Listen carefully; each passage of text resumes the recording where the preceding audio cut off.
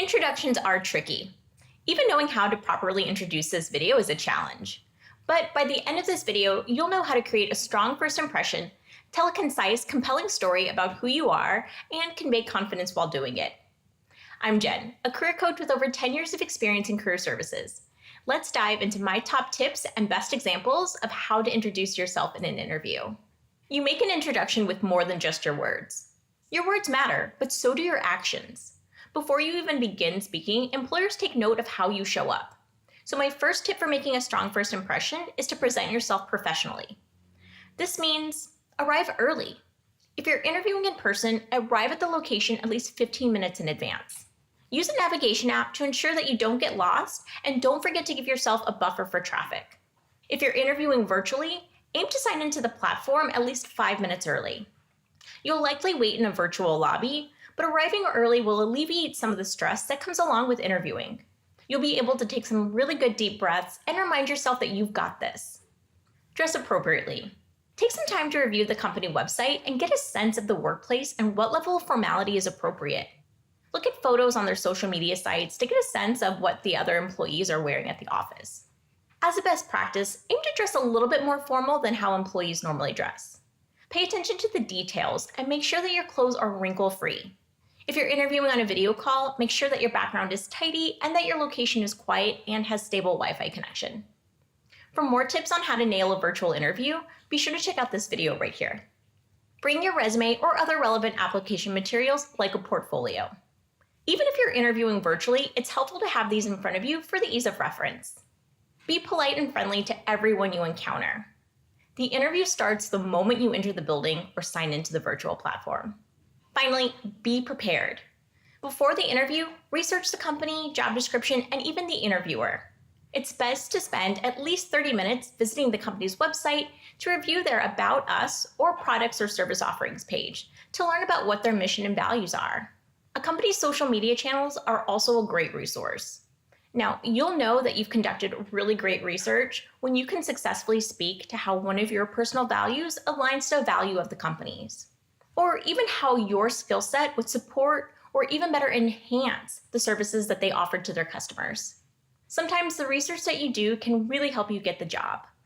Before I move on, if you find this content helpful, let us know by giving us a like. And if you'd like to see more videos like this, be sure to subscribe to our channel. Okay, so now that we've covered how your actions can create a strong first impression, let's discuss what to say when it's time to introduce yourself. When introducing yourself, aim to create a short, compelling story. To keep it concise, I recommend using the present, past, and future format. I'm going to explain each component, and then I'm going to put it together into a full introduction at the end of the section. Let's start with the present. This refers to where you are in your career right now, or most recently as it relates to the role that you're interviewing for. You've likely already shared your name at this point, so it's not necessary to state your name again unless you've been asked specifically about its pronunciation. Starting your response with, "My name is," can sound stiff and mechanical and even rehearsed, which you want to try to avoid. So first, share what you've been doing most recently by giving a high-level view of your role, including your title, responsibilities, and the projects that you've worked on most recently. Try to show a relationship with this work and the role that you're applying for. If you're transitioning into a new role or industry, this is a great time for you to mention any certifications you've completed, classes you've taken, or relevant personal projects you've worked on. If this is the case, start with your most recent relevant experience before shifting to your most recent role. And be sure to highlight the transferable skills that you've acquired that apply specifically to this position. Take the opportunity to highlight a key accomplishment in this section and use the preferred experience or skills highlighted in the job description to guide what accomplishments you want to talk about. An example present statement is, "I'm currently a social media manager for a tech startup. I execute the content strategy for various social media channels." Once you've covered where you are now, start talking about the past. It can help to mention your motivation for entering this field. This is your opportunity to share the most impactful information about who you are as a professional, not to just reiterate the information that the recruiter can easily find on your resume. So you want to focus on sharing your first professional ambitions for pursuing this career path, instead of just providing the timeline for how you got here. For example, if you're a teacher, talk about what motivated you to play a large role impacting student lives. If you've changed careers along the way, or if you're trying to change careers now, then speak to what motivated you to take that shift and tie a thread to this new career. If you're a recent graduate, talk about what class motivated you to explore this industry in the first place. Employers like to hear a story of how and why you got to where you are right now. Talking about your past can change depending on how relevant your current role is to the job that you're interviewing for right now. If you're changing industries, it's helpful to highlight the transferable skills that you bring, especially if your previous role doesn't seem relevant at first glance. Here's a quick bonus tip.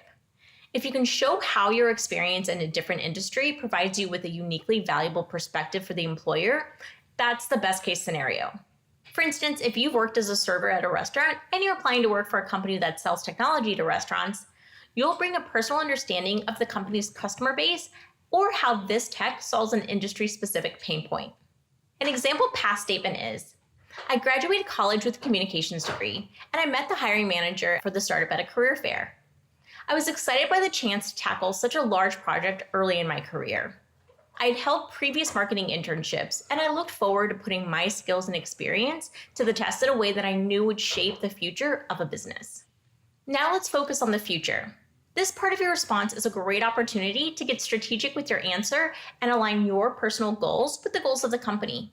Aim to show that you've researched the company and that you know what their values are and that you're specifically well positioned to fill this role. By addressing how you support an employer's goals and how their values align with yours, you're showing them that you're a good match and you're invested in them because you took the time to do the research. The future statement is all about the why. Why do you want this role? Why are you passionate about this opportunity?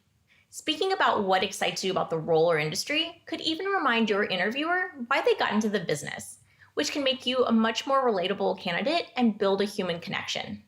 If it sparks a response of a similar passion from your interviewer, be sure to mention it in the thank you note that you send after the interview. Wrapping up by focusing on the future provides a natural close to your answer. It signals to the interviewer that you're talking about a future within this company, and it gives them the opportunity to segue to their next question. An example future statement is, after working with the company for the last 3 years, I'm proud of how I've helped the company grow. Now I'm looking for an opportunity to work more collaboratively with cross-functional stakeholders. I'd love to learn more about other aspects of marketing. I was delighted to see that this role would allow me to do that while still using social media content as a way to share stories that elevate your brand. All right, so now that we've reviewed each piece of the formula, let's see it all come together. Here's how I would introduce myself. Present. I currently work at Indeed as a career coach and a job search expert, where I aim to provide accessible guidance to job seekers through a variety of mediums. Past. For the past 10 years, I've worked in several career services roles, including talent acquisition, recruiting coordination, career coaching, and team leadership. Most recently, I led a team of 16 career coaches that provided direct and virtual career development services for job seekers in tech. Through my experience working with job seekers, I've learned that the job search can feel isolating. No one should ever feel like they're in it alone. Future. I'm interested in opportunities to create career development resources and provide guidance to people who need them. After reading the job description for your Director of Career Development, I see an opportunity to use my experience to scale the exceptional services you currently offer to a larger audience. All right, here's another tip here. I often hear people in interviews end their response by saying, "Yep, that's me." Let's try this conclusion statement instead. And that's what brings me here today for this exciting opportunity. This is a much better way to signal to the interviewer that you're done talking. And remember, the key is to be concise.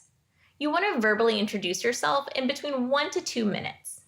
For information on how to provide a more expanded introduction when asked questions like, "Tell me about yourself," click on this video. Now that you know what to say, let's talk about how to say it in a way that projects confidence. Nonverbal communication plays a big role in how you project preparedness. As you're being greeted and introducing yourself, make sure to make eye contact with all of the people that you meet. Take notice of your posture also. Sit up straight with your shoulders back. I actually always like to imagine that there's this imaginary string at the top of my head that I can pull to correct my posture even further. Now, body language is doubly important if you're in a virtual setting, because your face is often all an employer can see. So try to remember to look directly into the camera. This communicates that you're engaged and that you care about what the interviewer has to say. So now for our bonus tip on nailing your introduction. Make the most of your prep time by filming yourself. Now, the phone on your camera works perfectly for this exercise. Imagine that the camera lens is the interviewer. Speak directly to the light or to the lens to mimic eye contact, as I mentioned before. When you're done, you want to review the footage for body language. Notice if you're smiling. Try to project your voice while speaking clearly and slowly. See if you're sitting up straight without fidgeting or using any distracting hand gestures. Length of your answer. Check how long it took you to respond. You want to aim between 1 to 2 minutes. If you're taking less time than that, you might need to highlight an additional qualification or even an achievement. Or maybe you just need to speak a little bit slower. Technical issues. If your interview is virtual, this exercise allows you to check your tech, including your camera, mic, and internet connection, and also try to have your resume on hand so you can refer to it if needed. If you don't have access to a camera on your phone or computer, don't worry about it. Just practice with a friend.